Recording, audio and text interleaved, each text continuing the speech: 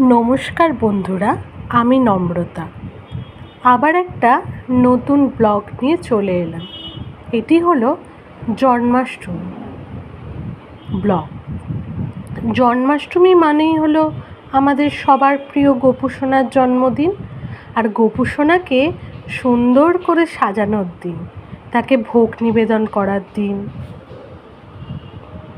শাস্ত্রে আছে, কেউ যদি একবার শ্রীকৃষ্ণের এই জন্মাষ্টমী উপবাস পালন করে, তাহলে তাকে আর এই জড়জগতের জন্ম মৃত্যু ব্যাধি কষ্ট ভোগ করতে হয় না ও পুনর্জন্ম গ্রহণ করতে হয় না।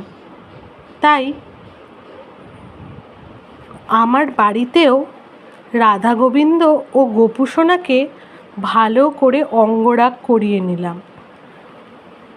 অঙ্গরাগ করতে যা যা দরকার সেই সমস্ত নিয়েই তাকে অঙ্গরাগ করালাম, আর তার সঙ্গে পরিয়ে দিলাম নতুন বস্ত্র। এবার তোমরাই বলো কেমন হয়েছে। যদি তোমাদের ভালো লাগে তাহলে অবশ্যই একটা শেয়ার করে দিও, আর ভালো লাগলে লাইক, কমেন্ট আর শেয়ার দুটোই করে দিও। আর বলো আমাদের বাড়ির রাধা গোবিন্দ আর গোপু সোনাকে তোমাদের কেমন লাগলো।